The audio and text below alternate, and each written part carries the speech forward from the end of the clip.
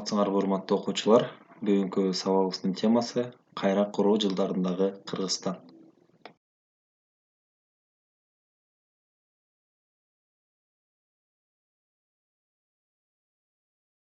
Сабактын планы: СССРдеги коомдук турмуштун бардык чөйрөлөрүндө кайра куруунун зарылдыгы, кайра куруу жылдарындагы экономика, кайра куруу мезгилиндеги эл чарбанын өнүгүшү, рынок экономикасына өтүү.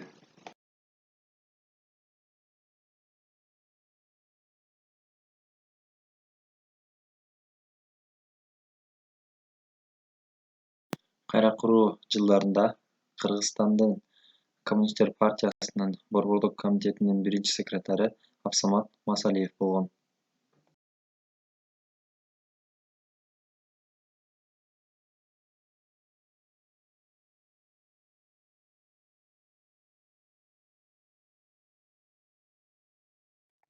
Бир миң тогуз жүз токсон биринчи жылы 7 августта Кыргыз Республикасында менчикти мамлекеттен ажыратуунун, менчиктештирүүнүн жана ишкерликтин башталышы жөнүндө мамлекеттик жана коммуналдык ишканаларга арендалык мамлекеттик акционердик коммерциялык коомдорго айландырып, ишканалар өзүн өзү башкаруу жана каржылоого өтүү жөнүндө мыйзамды кабыл алышкан.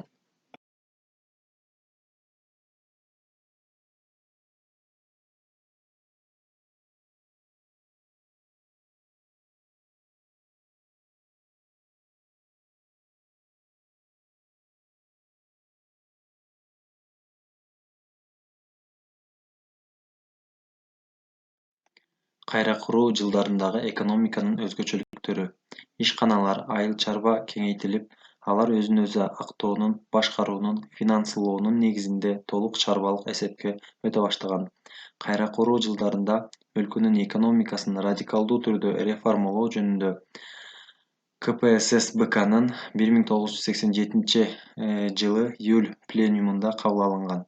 Реформада экономиканы администрациялык буйрукчул башкаруудан экономикалык башкарууга биротоло өтүү керек экендиги жарыяланган.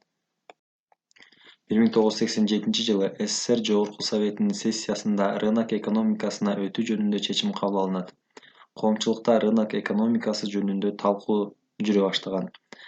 КПССдин 28-съезди жана КПССБКнын октябрь пленуму рынок экономикасына өтүү жөнүндө чечимди кабыл алышкан. Кыргызстанда рынок экономикасына өтүү боюнча мыйзам 1991 жылы 7 августта кабыл алынып, ал Кыргыз Республикасында менчикти мамлекеттен ажыратуунун, менчиктештирүүнүн жана ишкерликтин жалпы башталыштары жөнүндө деп аталган. 1988 жылы Кыргыз СССРнин эл чарбасын башкаруунун генералдык схемасына ылайык 10 министрлик жана ведомство бир катар ортомчул башкаруу органдары жоюлган. 1989 жылы өкмөт Кыргызстанда өзүн өзү башкарууга жана өзүн өзү каржылоого өтүүгө болот деген концепцияны бекиткен. 1991 жылы өлкө рынок экономикасына өтө баштаган.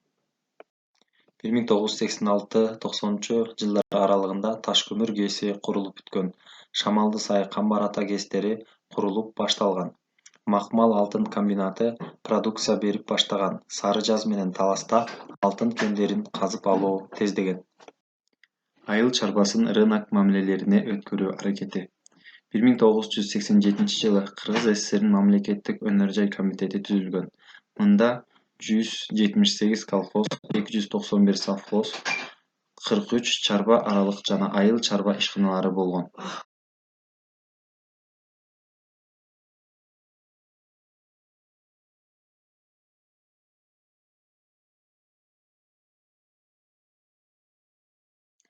Бир миң тогуз жүз сексен алты токсонунчу жылдары жер, аренда, жерге карата менчик жана жерди пайдалануу жөнүндө мыйзамдар кабыл алынган.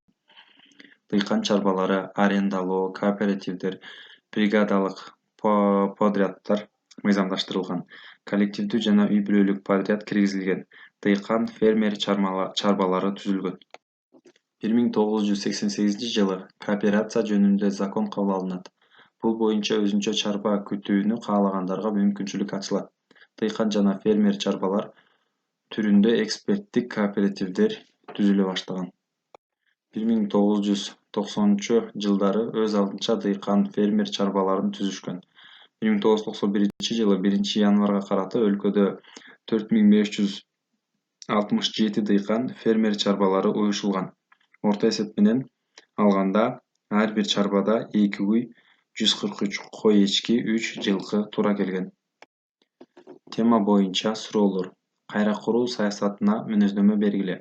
Кыргызстандын коомдук аң сезиминин ойгонушун эмнеден билсек болот? Өлкөнүн саясий турмушун реформалоо кандай жүргөн? Шайлоонун өткөрүлүшүндө кандай өзгөчөлүктөр болду? Кайра куруу саясаты экономикага кандай таасир тийгизген? Өнөр жайынын жана айыл чарбасынын абалына мүнөздөмө бергиле.